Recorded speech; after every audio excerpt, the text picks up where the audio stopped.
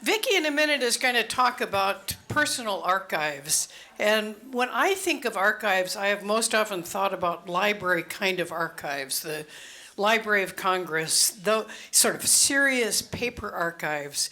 But I am struck and delighted this morning to see what an archive of Norwegian sweaters has shown up at this meeting. So if you would everybody with a Norwegian sweater stand up? Or a Norwegian something. Oh, there are more, yeah. Yeah, look at all those. It's one of the most fun things about coming to a Christmas concert at St. Olaf. You know, people dressed in their Norwegian sweaters, and they're so beautiful. I also want to comment on how many people are knitting or doing crafts, which I'm over here doing mine, which I also feels like part of what connects me. So one of the things that's wonderful about archives is they help remind you of connections, and they help you make connections. So I'm delighted today that Vicki is here. Vicki Tobias, who has a BA in Russian history, to starters, and after she did that BA in Russian history, she went to the University of Nebraska at Lincoln, then she went to Taiwan, then she went to Hungary, then she studied Chinese, and none of those having satisfied her, she ended up at the University of Wisconsin-Madison in the library science program. And I feel so great to have a librarian who knows about China, Taiwan, Hungary. What I love about librarians is the richness of the backgrounds that so many of them bring to work that they do, which needs to be imaginative, creative. It's not just collecting, it's not just transcribing, but it's this sort of creative work of understanding what it is that they're preserving and what needs to be preserved. So she's had multiple library jobs, especially in archives, and now teaches in the University of Wisconsin-Madison Information School. And among her students is Christina, our Christina. Where are you, Christina? Are you out in the hallway? Come in. She's out. She's our archivist, and we are so lucky to have her on our staff. She has been wonderful. She has been so good at getting grants. She's been so good at archiving. She's been so good at keeping track, getting the archives digitized and available. So she hasn't yet come into the room. But when you see her at lunch, thank her, and thank her for yourselves, but thank her also on behalf of the organization for this work that she's done. Vicki Tobias also owns her own business, sort of Tobias History Research. So I'm eager to hear what you have to teach us and tell us, particularly those of us who are at a stage in our lives when we're thinking about what to keep and what to throw away, and how to decide what to keep and what to throw away. So thank you very much, Vicki, for coming. Thank you so much. I love that introduction. I wish you would have given that to my parents. Maybe 25 years ago, they were less enthusiastic about my meandering. But as Annette mentioned, I did take a very circuitous path to get where I am today, but I can't imagine a better career. It's been incredibly fulfilling to work in libraries and archives and museums, work with students, work with genealogists, work with folks like you. It's been a wonderful path, and I hope I have many more years to do it. So before I get started, I just want to say another thank you to the Norwegian American Historical Association for the invitation to speak with you today. I am thrilled to be joining you to chat about this topic that's very near and dear to my heart, gathering, organizing, and preserving your personal or family archives. I love the Archives Love here today. It is Archives Month. Happy Archives Month. I didn't know that was a thing until I actually went back to library school, so we love having our own holiday. That was actually me. And I'll get back to that picture later, but if for no other reason, get your personal archives together so you can discover gems like that, which I had never seen that photo before until I digitized my father's slide collection. There's a lot to unpack in that photo. Sure. Yeah, that's me. I was not happy that day, I guess. And what's going on with the wooden fork and spoon? So many questions. You're welcome. Sadly, we don't have that fork and spoon anymore. I know, it didn't make the cut. So thank you for that introduction. I don't have to go through this slide. Lots of cool things happened in my life. I moved around a lot as a kid, which is probably why I moved around a lot as an adult. Along with my role as an instructor at the UW-Madison I-School, I also work part-time for an organization called Recollection Wisconsin. We are a statewide organization that works with local history organizations and libraries to digitize collections, materials, and then we make them available in an online collection. Other stuff, a lot of volunteer work, outdoor activities, music, travel, things like that. I live in Madison, Wisconsin. My fun family history story for the morning is we just found out we're having our first grandchild. Woohoo! So my husband's oldest daughter just announced a couple days ago, so we're super excited. Lots of conversations about family history and family names and archives, so this weekend here feels very appropriate as well.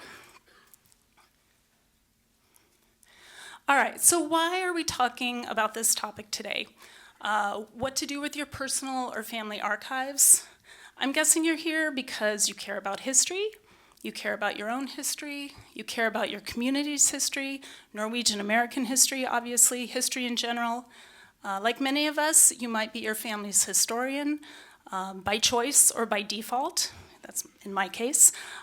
Maybe you inherited a collection that's been sitting in some family member's closet for many years, or you're planning to downsize soon and you need to make space. Maybe you just want to learn how to preserve your family's history to more easily share it with future generations, either your own family members, or maybe as a donation to a local history organization such as NAHA.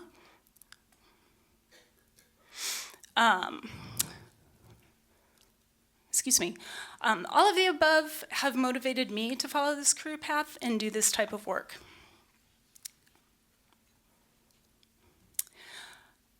So before we get started into the meat of personal archives and personal archiving, what do we mean by a personal or family archives?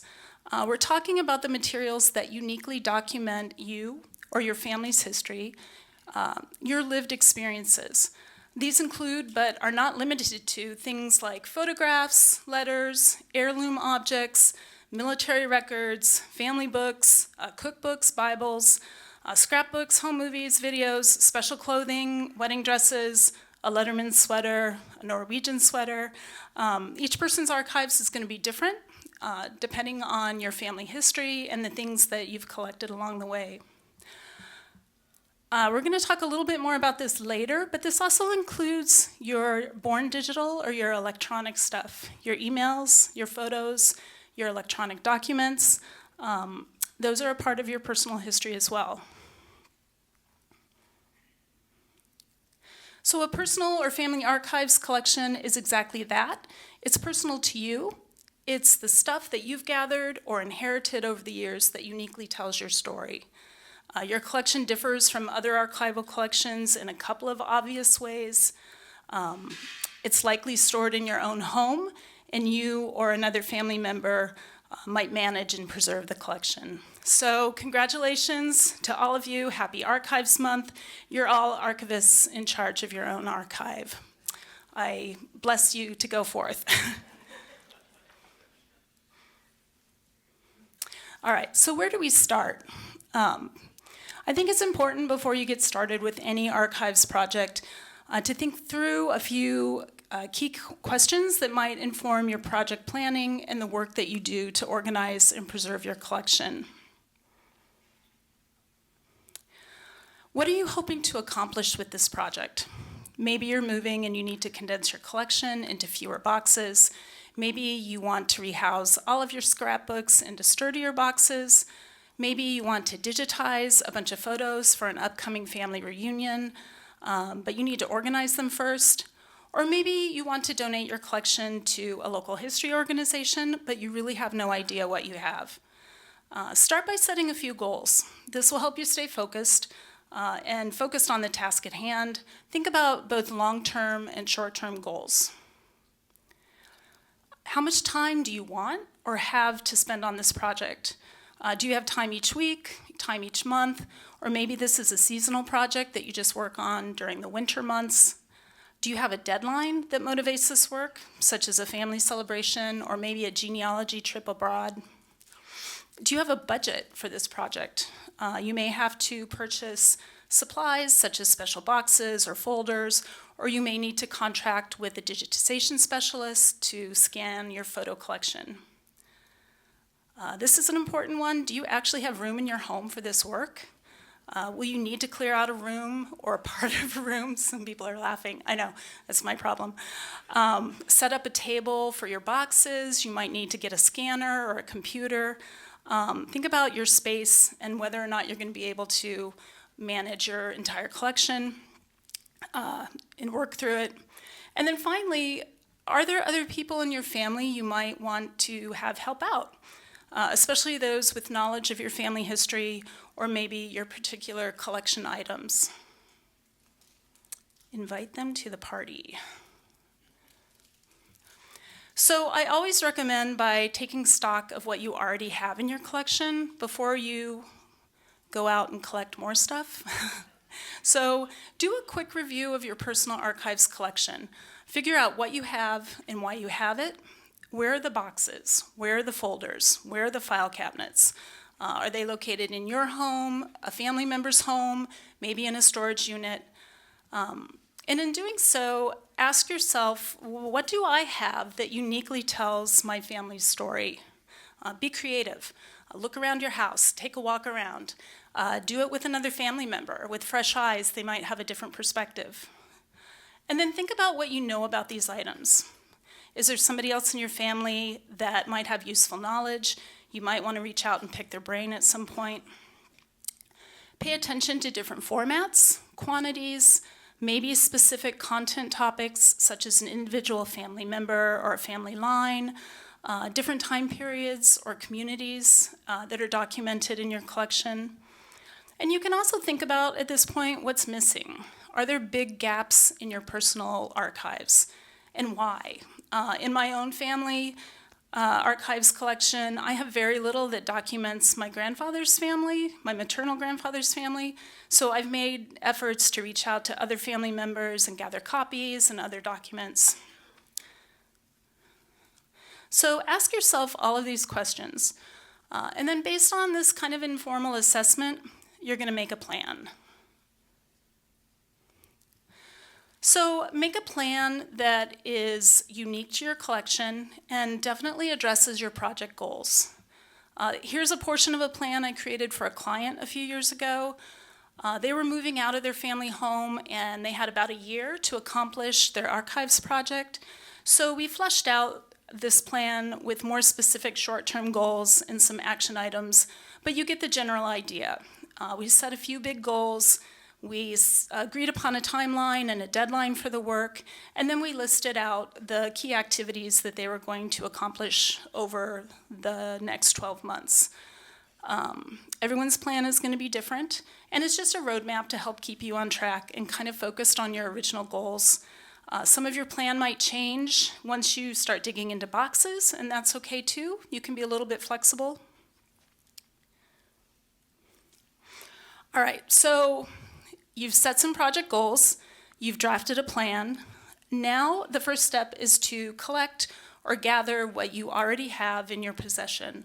The stuff in your boxes, your file cabinets, various locations around your home. And by collect or gather, I mean literally gather these things. Haul out the boxes, open up the file cabinets.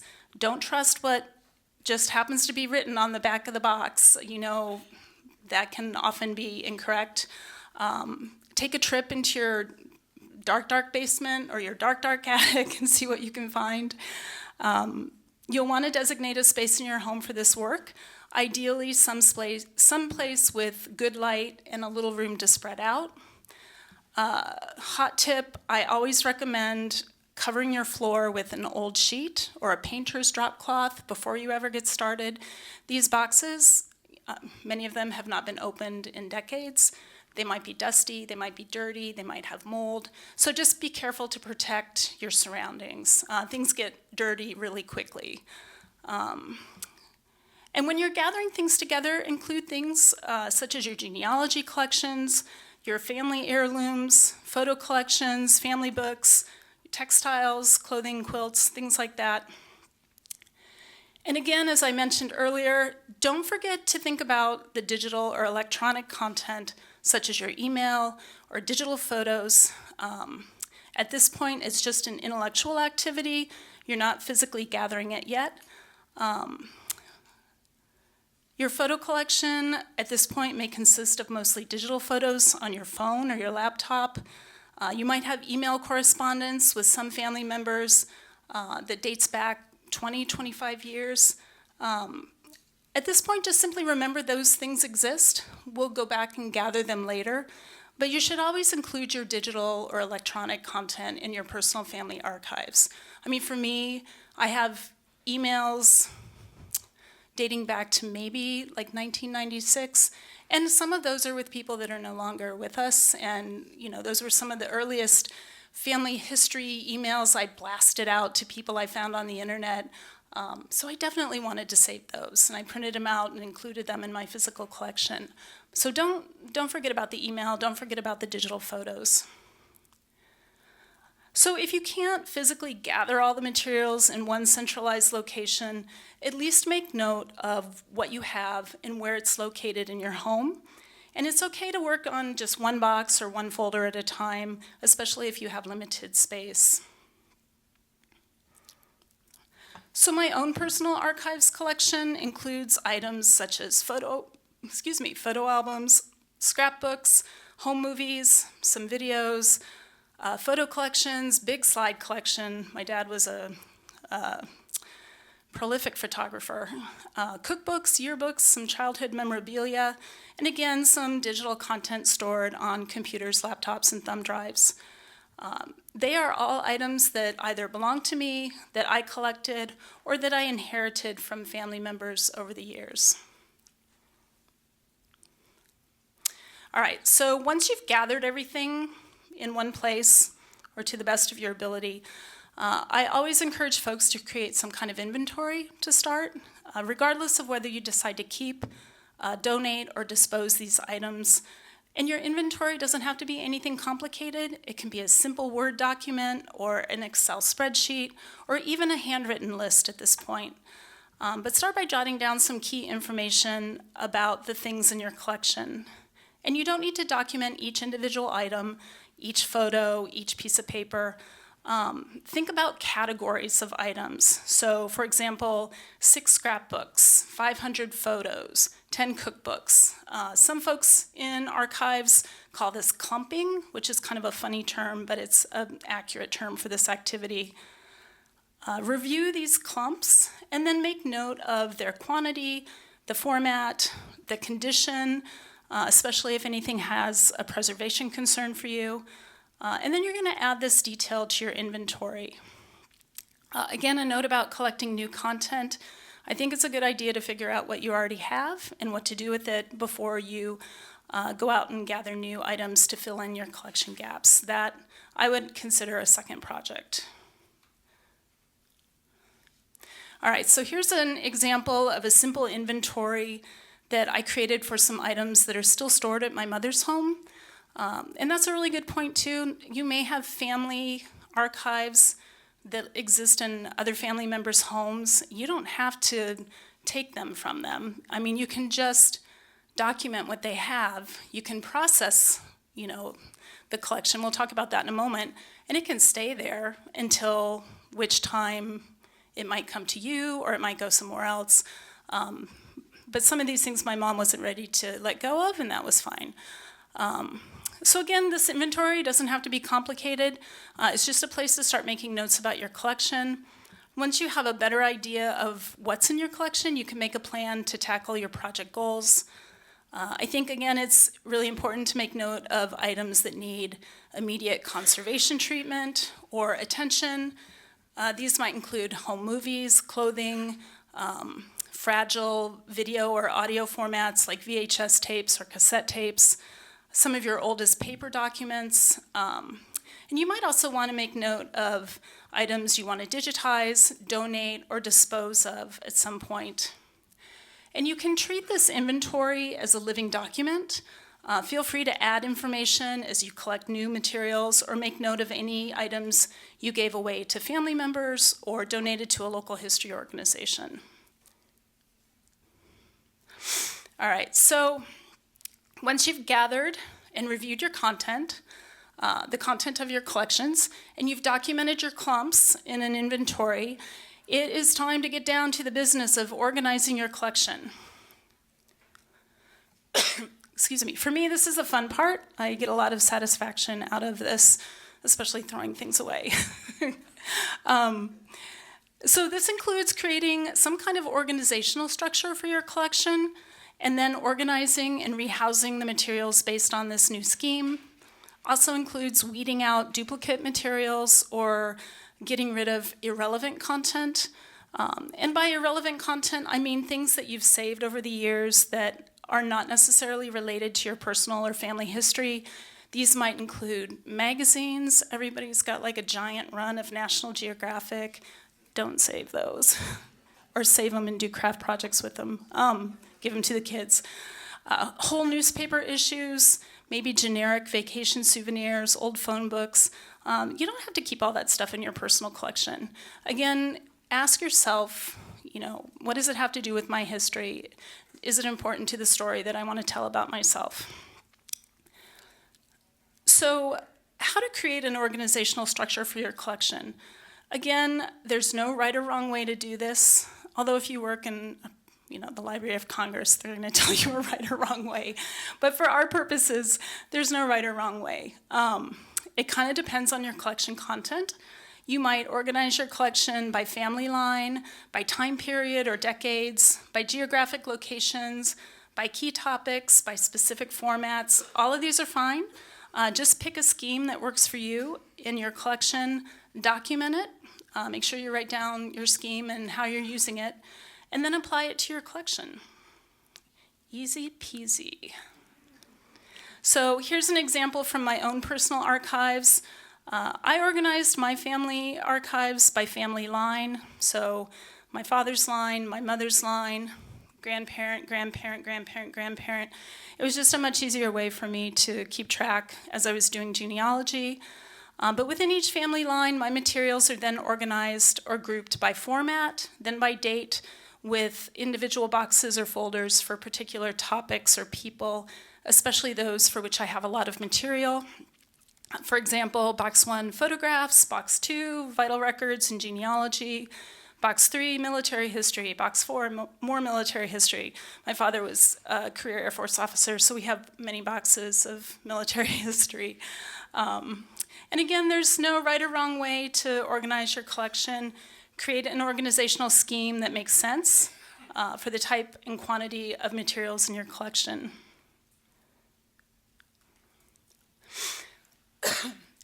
So then, based on this organizational scheme, you're going to organize and rehouse your items in new boxes, new folders, or at the very least, sturdier containers with lids to keep out dust and critters. Even if you don't think you have critters, sometimes you have critters. Insects, rodents. You'll know they're there when you open a box. It's kind of hard to hide. You're going to create labels for the boxes, write information on the folders, following your organizational scheme. If you're feeling really ambitious and your collection is larger with multiple boxes, you might consider creating your own box or folder numbering system. Go to town, be creative. And then finally, you want to update your inventory with any new information that you've found during that process of putting things in boxes and folders, especially, again, things with conservation or preservation needs. All right, so let's talk a little bit about supplies and storage containers. Archivists, those of you that have done research in an archives or a library or a local history organization, these items probably are very familiar to you. Archivists typically use acid-free boxes, acid-free folders. Just a quick word about that. These are containers without acidic compounds that can often damage or deteriorate the items that are stored in them. Acid-free folders and boxes can prevent yellowing, brittleness, deterioration that's caused by acid exposure. It's great if you can use acid-free containers, but if not, regular old record center boxes, banker's boxes, plastic storage bins with lids, manila envelopes, those are all fine. Acid-free options are great, but they're a little bit more expensive. So here's some examples. We've got some archives boxes with the flip lids, archival folders, record center boxes, plastic bins, everyone's favorite number 2 pencils. So to that point, here's a short list of supplies you might need to organize and preserve your collection. You probably have a lot of this stuff already at home. Storage bins with lids, record center boxes, archival boxes, different sizes for different formats, folders, plastic sleeves, photo sleeves for some of your photo formats, slides, prints, and negatives, some labels, maybe some Avery labels, number 2 pencils, plastic fasteners, we never use metal, and then, most of this stuff can be purchased at any office supply stores, your Best Buy, Office Max, Target. If you're looking for the acid-free options, Demco and Gaylord are 2 companies that sell those, and Christina and the folks in the NAHA archives can give you some advice on that. All right, so I promised we'd return to this topic, and here we are. We're going to talk a little bit about digital stuff. Hang in there with me. I'm not going to get too technical, but this is the second topic that's pretty near and dear to my heart. Preserving your digital archives, your digital collections, for no other reason than, surprisingly, these formats are more at risk of degrading quicker than some old paper and old photo formats. We have file formats that were created 10, 15, 20 years ago that we can no longer open. So if you take anything away from this talk today, please don't ignore your digital content. Really important to include that content in your archives project. So your digital archives includes things like email, electronic documents, digital photos, digital video. So just like with our physical collection, you got to figure out where it is. So where is your digital stuff? You've probably saved these items on your computer hard drive, maybe a thumb drive, maybe a laptop, your iPhone. How many of you have more than 1,000 photos on your phone right now? Oh, you're so honest. I wouldn't have raised my hand. Yeah, that's where your stuff is. You might have saved some things in the cloud, on Google Drive. Have you saved digital photos on Facebook or social media? Especially items for which you have no other copy. You can pull those down and include those in your archives project. So take a little time to track down where your digital or electronic archive is living. Again, especially items for which you have no other copy. So once you've figured out what you have, you're going to gather this content just like you did with your physical collection. You're going to gather it all onto one device, maybe a laptop or a desktop computer. Don't just dump 10 million photos on your computer desktop. You won't be happy about that. Create a folder on that desktop and consider that kind of your workspace. It's your digital tabletop or your workspace. Personally, I would focus first on digital photos, email, and email attachments. Those are 3 real easy things to look for and download and include as part of your collection. And remember, you don't have to save everything. You don't have to copy everything. You're only looking for things that uniquely represent your personal history or your family history. You don't need all 2,000 photos of that sunset that was beautiful last night, or, vacation photos. You can be a little bit selective.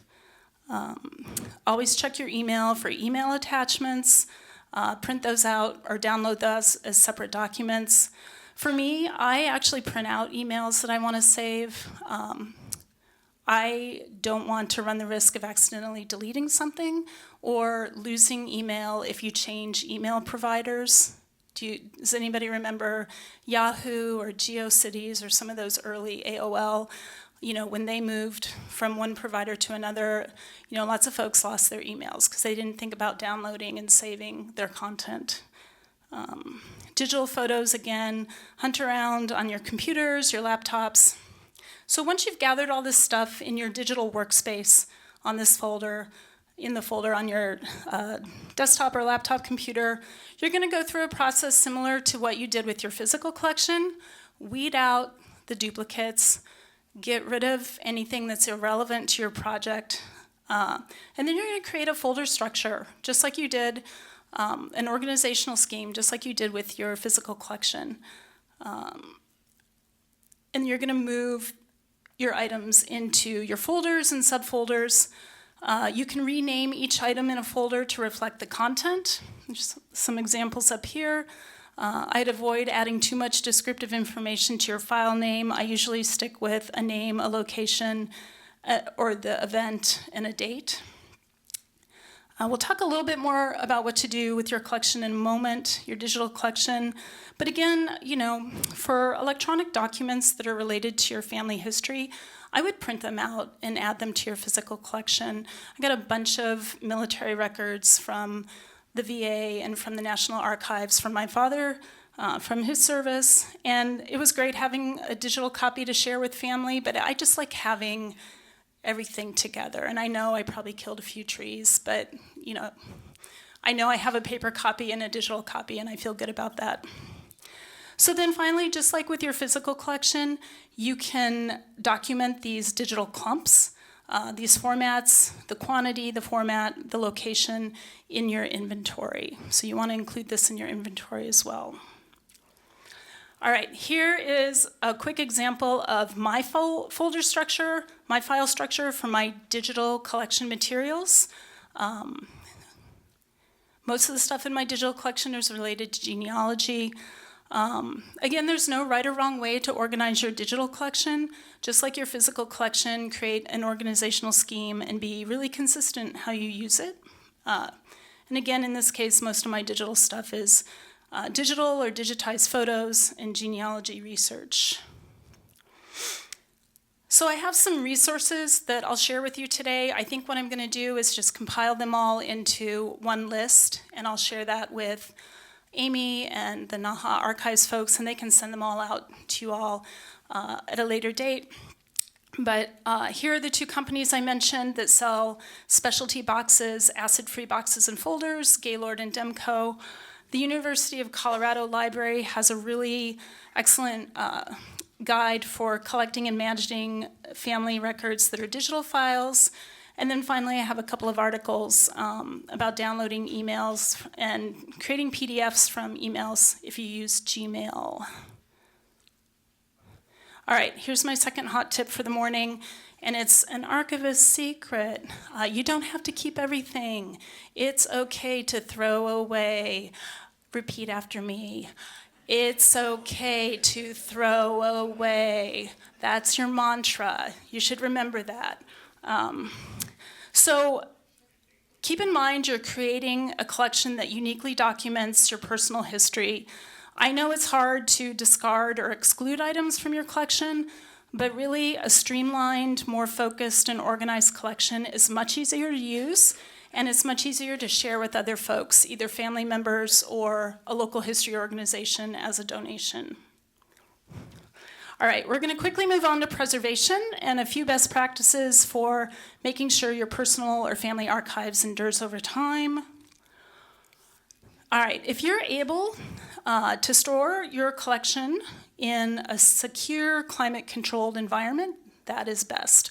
Always avoid attics and basements if you can. They can be damp, and again, they house critters that enjoy eating your collection. Try to avoid extreme fluctuations in temperature and humidity and direct sunlight or UV light that can damage materials. We already talked about acid-free boxes. If you've got special formats or textiles, it might be worth investing in some of those. Always remove any metal, such as staples or paper clips. Metal can degrade paper, causes them to degenerate faster. If you need to keep items together, you can use a plastic paper clip or a plastic sleeve to keep items grouped. Never use ink or marker on your physical collection. Just like metal, ink can expedite deterioration. This one goes without saying, keep food and drink away from your collection materials. And finally, always wash your hands before and after handling a collection. The oils on your hands might leave stains, or they might also degrade paper. Similarly, old paper or archives collections might cause an allergic reaction. They're dusty, they're moldy, they have dust mites, they're full of things that will cause, a lot of itching and distress.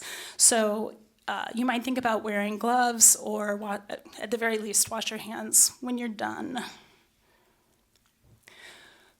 All right, a few more quick tips about some of our more common formats, paper-based formats, letters, official documents, maps, deeds.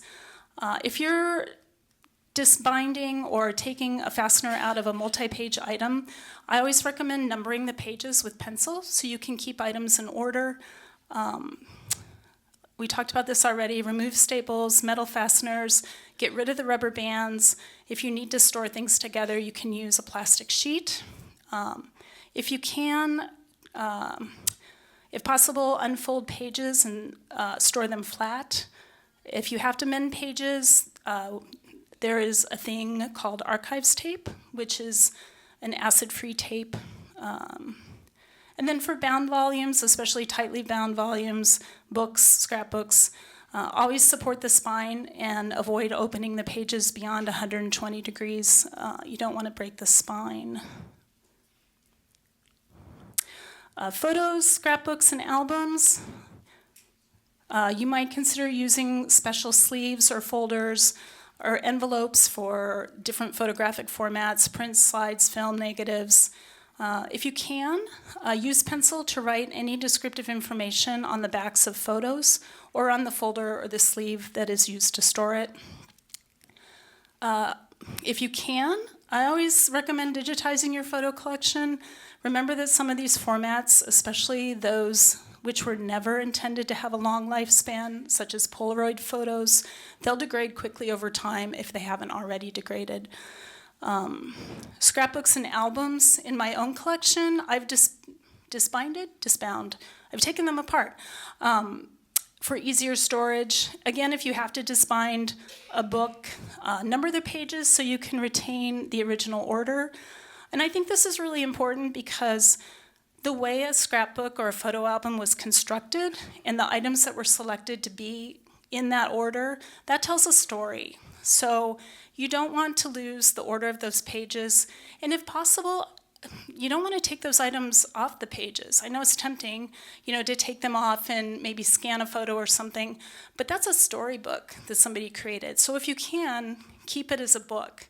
And if you can't keep it as a book, at least photograph the book from cover to cover, each page, so you can see the story that was on each page. One other hot tip, if you're picking up a photo album or a scrapbook for the first time and you haven't looked at it in a long time, don't flip it. The glue that was used to hold the items to the page may have degraded over time and those items will slide right off. So always hold it flat, carry it to a table, look at the items before moving it around too much. And you can glue the items back on the page or using archival tape if you want to repair that, but just be careful. Film and video, we'll talk about this in audio as well. These formats are problematic for a lot of reasons. There's some of the formats that are degrading most quickly in our collections. So old film formats, 35 millimeter, 8 millimeter, Super 8, 16 millimeter, give them a good sniff. It sounds weird, but if it smells like vinegar, remove it from your collection right away. Vinegar syndrome is a real thing. It degrades your film so quickly, and it's also contagious. It can spread to other films in your collection. So consider digitizing that film right away. If you're keeping films in their original format, you want to store them flat in plastic archives cans. With a lot of your collection materials, you want to store these in a cool, dry location. You always want to handle film and audio by the edges, the reels, or the hubs. You want to avoid touching the emulsion side of the tapes. Old videotapes, I'd also prioritize digitizing those as well. Most VHS and Betamax tapes have already exceeded their lifespan. They're done. The next time you play it might be the last time you play it.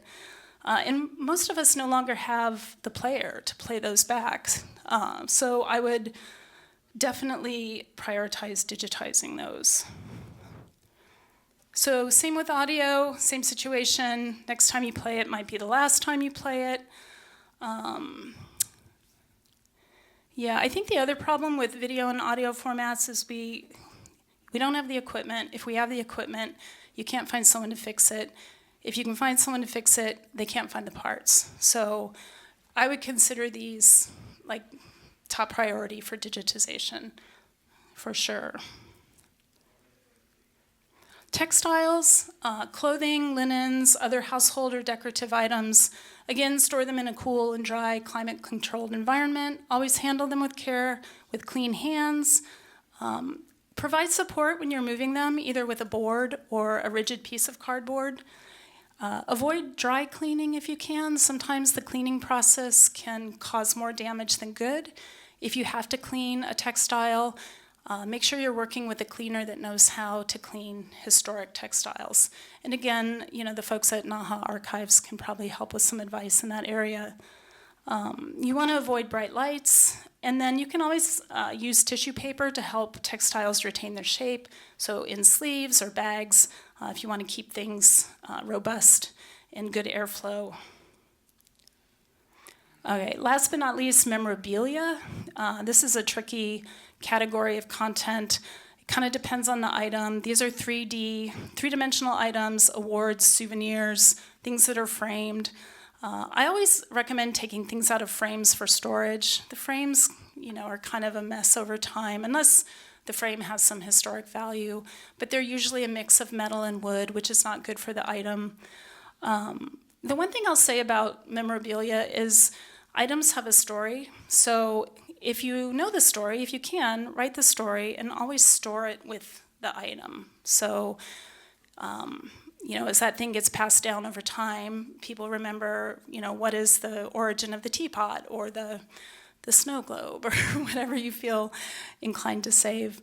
Antiques and jewelry, I'd always recommend consulting with a conservator to assess value and get some advice on what to do with those.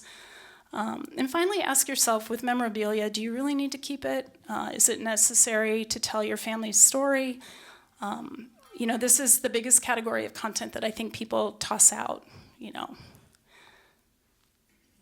All right, so quick word about digitization. We talked about that as a solution for audio and video formats and also some photo formats. Why do we digitize? Because it's easier to access that material for preservation. Digitization is also referred to as scanning or transfer, and it's just the process of creating a digital image or another digital version of your original item for access and storage as a computer file. Scanning photos and paper, you can actually accomplish this at home. Just be sure your scanner can create a decent quality digital file. Both Epson and HP make decent home scanners for under $300. If you want to spend more, obviously you can spend more, but you can definitely get something within that price range. You should always avoid using a sheet feeder. You know what that is, that high speed, kind of grabs your paper, loops it around. Those are terrible. Those are terrible for all sorts of reasons, but they'll eat your paper. If you're digitizing film or audio formats, I think you'll likely need to find a local service provider to help with that work. And also, The NAHA archives folks can probably provide some recommendations in the area. Keep in mind, if you're digitizing things, the larger the digital file, the more computer storage you're going to need, especially if you're digitizing film or audio formats. These digital files take up a ton of space. So to that end, I would recommend purchasing an external hard drive for backing up your digital collection materials. You can get about 2 terabytes of storage for under $100, and that's a really good place to start with this kind of project. All right. One more little technical slide, actually 2, hang in there with me. Again, this is a good time to briefly talk about the other topic that's near and dear to my heart, which is digital preservation and having a good backup strategy. So an external hard drive is one place to store a backup copy of your digital collection items. In our profession, we try to follow something called the 3-2-1 rule for digital preservation. This rule suggests that you should keep 3 copies of your content on 2 different media, with 1 copy stored off-site or in the cloud. The good news is most of you are probably already doing this, or you're close. If you've got a desktop computer and an external hard drive, or a laptop and you're saving things in Google Drive, that's going to get you far. I'll say that this also applies to anything you create in digital or electronic format that isn't part of your family history collection. You should always be backing up your digital files. You never know when your computer's going to crash. You lose that thumb drive that's been in the bottom of your backpack for 6 months. It happens to me at least once a year. Just make sure you're backing up the content that's important to you. So quick slide, this is what the 3-2-1 rule looks like for my own digital collection. My first copy is saved on my home computer. My second copy is saved on an external hard drive, and my third copy is uploaded to Google Drive. So 3 copies on at least 2 different media and 1 stored off-site. So I refresh these backups at least once a quarter, so every 3 months or so, or sooner if I've created or acquired new content. Again, a few more resources about digitization and digital preservation and scanning stuff. I'll share these out with you. All right, last but not least, this is the fun stuff, sharing your collection. You worked really hard to gather, organize, and preserve your collection. You might want to share it with other family members or community members who want to learn more about your personal family history. So a few things to consider when sharing your collection, whether you're sharing it now or at some point in the future. You might share your collection materials online, for example, on a personal or public genealogy site like Ancestry.com. Just be aware, and many of you probably know this, that web-based content can be downloaded and reused, sometimes without your knowledge or permission. Be very careful. Make sure you read the fine print and the terms of service for these companies and these websites, and make sure you understand what they're promising to do, how they're promising to manage and provide access to your materials. It's your collection, it's your personal archives, it's your history. Always be sure to ask folks to cite your collection or cite your personal information if they're using your materials in a project or publication. Take credit for your work. Think about legacy planning. What's going to happen to your collection after you're gone? I think it's a good idea to include your personal archives collection in any legacy plan, whether you're considering donating it to a local history organization or passing it on to a family member. A quick note about charitable organizations such as Goodwill or St. Vinny's. If you're getting rid of stuff, check their website first. Check and see if they actually accept the items that you're donating. Some of these organizations no longer take certain items with no resale value, and then unfortunately that includes books. Most of the books at Goodwill just end up in a dumpster. So if you have a book collection to donate, quick plug, shameless plug for your local library. Many of them have annual book sales, and they would love to resell your book collection for the benefit of their organization. All right, shout out to NAHA and local history organizations. I always encourage folks to consider sharing original or copies of their items with a local history organization. It takes a little time maybe to identify and coordinate transfer of these items, But as many of you know, and you've used in your own research, local history organizations are really grateful to receive your unique items that document your time within their community. Why would you donate your collection? Maybe you're downsizing, maybe, as in my case, you don't have family members interested in inheriting the collection or taking on the work of managing it. So just a few things to consider if you go down this path. You want to think about what's in your collection and whether it might be of value or of interest to a local history organization. If you have an organization in mind, take a look at their mission statement, their website, their collection development policies, and think about whether your personal history is a good fit for their collection. You can reach out to their archivist or their librarian, their curator, to find out more about their collecting work. You don't have to limit yourself to one organization. Personally, I've donated pieces of my family's collection, mostly copies of documents or photos and some clothing, to museums and archives in Indiana, in Michigan, and Nebraska, and 2 different military archives organizations. Think about whether the items are yours to donate. Do you actually own the item, or does it belong to another living family member? You might need to ask permission. Are there any rights, legal or ethical issues to consider before donating your collection? Just be sure you feel comfortable having your collection used by or on display for the public. Are you still actively using the collection? If so, consider donating copies or waiting until a later date. After all the work that you've done, I don't even need to ask this question, but is the collection in good shape to hand over to another organization? Is it well organized, and can you describe to them the contents so they can make a collecting decision? The more information they have about an item, the easier it is for them to make that decision. This is really important to remember. Local history organizations have limited space and resources to collect and manage materials, so don't be offended if they don't accept your collection. It may be out of scope for their collection development work. They may already have the types of items you're thinking about donating. They may not be able to preserve certain formats, such as clothing, artifacts, film. Just like us, they can't save everything. And if they're unable to accept your collection items, always ask for recommendations from other organizations who might be interested. Archives, library, museum staff will work with you to evaluate your collection. If they agree to accept your materials, you'll likely fill out a donor agreement or a deed of gift, which lays out the terms of the donation. All right, we got through that. So here are my super fun slides. So recently, I've been obsessed with people who are creating new heirlooms out of old heirlooms. People who are upcycling textiles, all sorts of things. Really creative ways to create something that's new or useful. If you're feeling crafty, and I'm not crafty, but I'm more than happy to pay somebody to do these things for me. Here are a few ideas for what you might do with historic items or heirlooms. A couple of examples from my own collection. My grandmother was a seamstress, and I inherited her old button box full of really cool antique buttons. And so with a glue gun, I actually did this. I was very proud. I created hairpins for my nieces out of, bobby pins out of some of her more interesting buttons, and they loved it.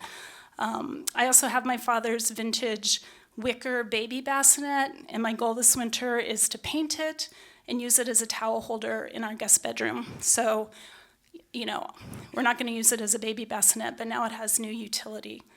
So spend some time on the internet, take a look at what other people are doing with old stuff. But here's some of the more interesting projects I've seen. So here's somebody that creates decorative throw pillows out of wedding dresses. Neat. I don't know how I feel about putting white silk on my couch with dogs and, a soon-to-arrive grandchild, but we'll see. This one I love. Somehow I ended up inheriting a ton of quilts. These are holiday ornaments made out of old quilts. This one is pretty cool. They're all pretty cool. I love the creativity here. This person digitized family recipes and then had them printed on tea towels or a serving tray. This is neat. Somebody, again, created a decorative throw pillow out of a high school letterman's jacket. Again, old buttons or costume jewelry turned into hair ornaments or fridge magnets. Like, these are little projects that, like, I could even do that. And finally, as if you don't have enough quilts in your quilt collection, taking old t-shirt collections and turning them into quilts. I thought that was pretty cool. So get creative. You don't have to save things in their original format. All right, a couple more slides and then we're gonna wrap up. So, collection gaps. I talked about this. If you're working through your archives project, you may notice big gaps in your collection. People, family lines, time periods, locations. Ask yourself why you may be missing that content. Maybe it was never documented, maybe it was never created. Consider reaching out to family members for more information. You might also consider conducting oral history interviews with family members to gather more stories and ask questions to fill in those gaps. I run into this problem a lot in my work. What about items that have no descriptive information? I had a box of old photos from the late 1800s that I inherited from my great-grandmother after she passed away. Not one of them had any meaningful descriptive information on them. Really cool photos. I saved a handful that I thought might be related to my family based on characteristics and features, but then I sent the box back to a local history organization in the community that she was from in hopes that maybe somebody would recognize somebody, they might find value in that. I just couldn't see keeping that box for myself. We talked about space issues. Digitization is a solution. Donating items is a solution. Artifacts are problematic. One way you can deal with artifacts, if you don't really want to keep them, you can take a photo of them, and at least you have that archival record of that thing that existed. Jewelry, antiques, we talked about that. Get it appraised and get some recommendations from an expert. Costume jewelry, this was kind of cool. We donated both of my grandmother's collection of costume jewelry to our local community theater for their costume department. They loved it. I've yet to recognize any pieces in the shows, but we hope. I don't know. A quick note about privacy. We talked a bit about this. Keep in mind that your personal archives collection is personal. It includes items that may reveal long-held family secrets, medical histories, business and tax records, and other private information. Just be cautious how you choose to share these items. If you're donating a collection, your local history organizations, your archivists, they have extensive experience dealing with privacy issues in collections. Each project is different. Each project will have its own challenges and timeline. Take your time. You might get through your project in a few months. It might be a forever project or somewhere in between, and that's okay. Just create a project plan that works for you. Get help. Ask for help. Local libraries, history or genealogy organizations such as NAHA, that's a great resource. They have staff members who can provide advice. They may offer classes that might inform your work. They may also sponsor volunteer opportunities, which is a great way to learn about working with archives collections, You might consider hiring a consultant to provide advice, do some of the work for you.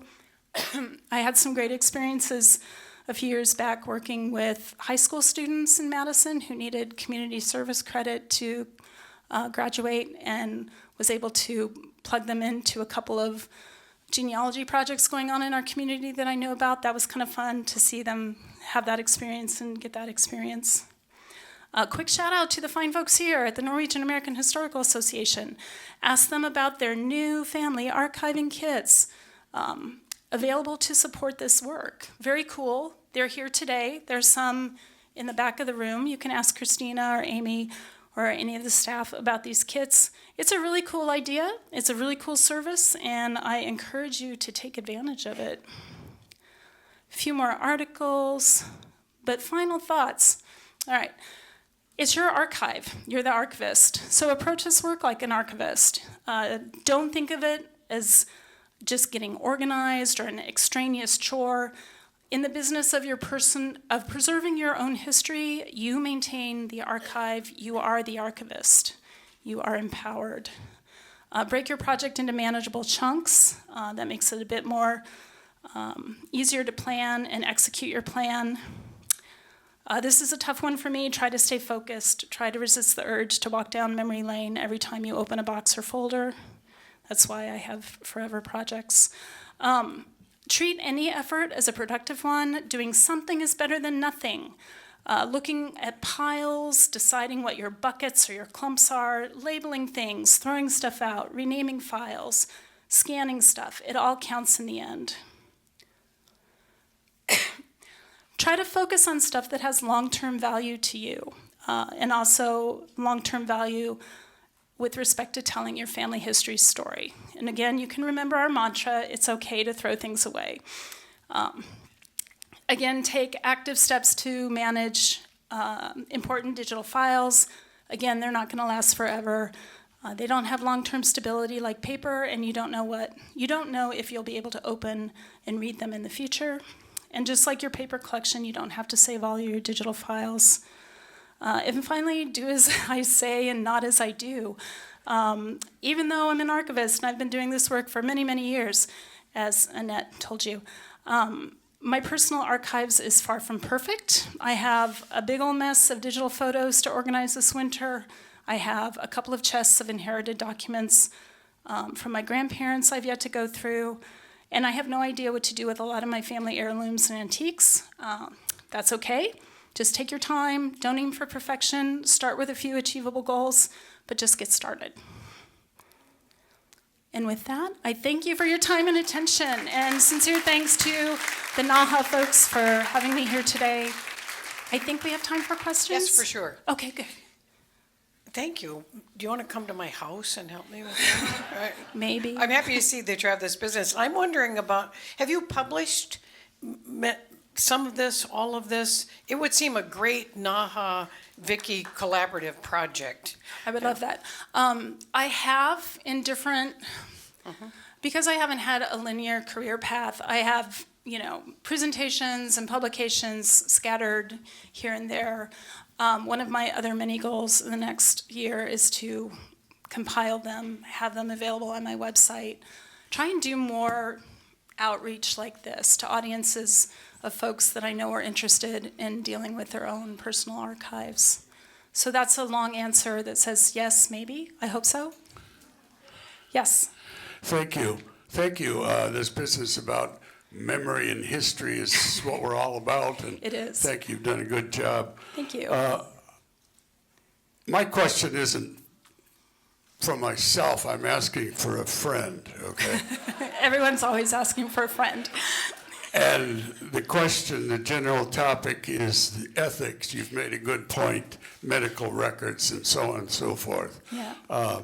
But sometimes the archive records are public, but they may be sensitive. I don't want to reveal the exact details, but it could involve religion. It might even involve politics. Yeah. Let's just say that the archivist has one view, either political or religion, whatever it might be, and somebody else has also ideas and public statements and platforms and so on. Now, can the archivist control what goes into those files? Does the archivist have an obligation to maybe include in his, let's say it's his cousin or his brother, that things go into that? Would you talk, please, a little bit about the ownership of the archive and the ethics of what people can put into it? Yes. I'm going to give you a really squishy answer that you'll hate. I think it depends. It depends on what type of archive you're talking about. If you're talking about a collection that you manage and maintain in your own home for your own family use, maybe you intend to pass it on to a family member at some point. I mean, that's different than if you're donating your collection to an archives or a library where it's going to be publicly accessible.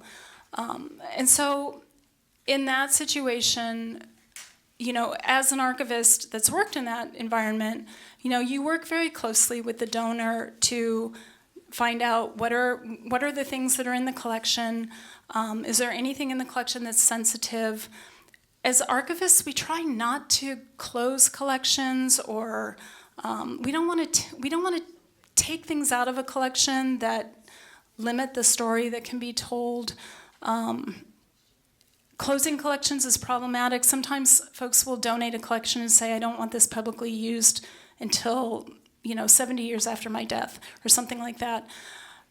So then that's not useful to a researcher. There's a lot of different ways to answer that question. I think the content in a collection that might be sensitive and problematic often feels less so as we get further away from the source. So things that were problematic 100 years ago, we don't blink an eye at, or, I'm not giving you a really good answer. I don't censor my collection. Everything I have that I think is valuable for telling the whole story goes into my collection. That's up to you. It's your story. It's the story you want to tell and the story that you want folks to know in the future. That was a really wishy-washy, straddling the fence answer. It depends, and it's up to you. Yes? Hi, I have a question that's kind of a follow-up related to that one. I have a best friend I've known since before I was 3 years old, and she's kept a diary. I think she still does. I haven't talked to her about it lately, but especially all the years we were growing up together, and she's donating her diaries to the Minnesota Historical Society. And I'm in a lot of the pages on that diary. Okay. And it never occurred to me to have a look at them before she gives them. But what does somebody like that have a right to? Or, we're still very good friends. So. That's an interesting question. I'm not a lawyer. I don't want to say, legal things, but again, it kind of depends. If it's somebody you've been lifelong friends with, and there's no acrimony, I don't know. You can always reach out to them and ask to see it before. There's no harm in that. There's something in there that I think is kind of funny, but I'm not sure. I want everybody to know. I know. One thing I got from my grandparents when they passed away was a bunch of boxes of stuff that belonged to my father after high school.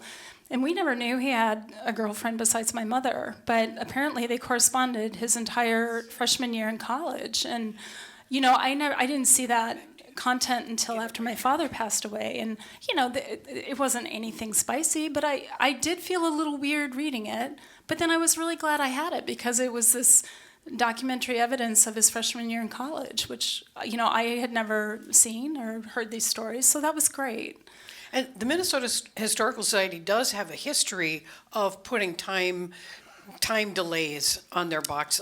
Most historical societies will. So the Humphrey Papers had a many years, and the most remarkable collection that they kept private was a set of lesbian letters. Yeah. From the late 19th century. And so it's interesting but it's possible to ask for that. We're going to take just one more question. I will say real quick about that, though, part of the importance of doing this work is so that you know what's in your collection.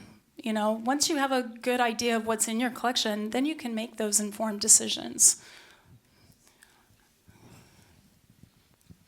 As a graduate of this college and knowing too many of the colleges of this church, has anyone ever given this conversation or this hour talk to graduates? I think this should be a required course of characters who come through these institutions. And in spite of some of us maybe wanting to keep a lid on some of the stories, we need to tell the stories and hand those off. And I appreciate very much your work. Oh, thank you. I can't speak to what happens here at St. Olaf. I know many universities will require freshmen to take some sort of survey course where they learn about libraries and archives and how to do research with primary materials, and especially history majors. I think they get some version of this. I hope they get some version of this. I've had the most fun doing talks like this with kids. Every fourth grader in Wisconsin takes Wisconsin history. I've talked to Girl Scouts and Boy Scout groups that are doing genealogy merit badges.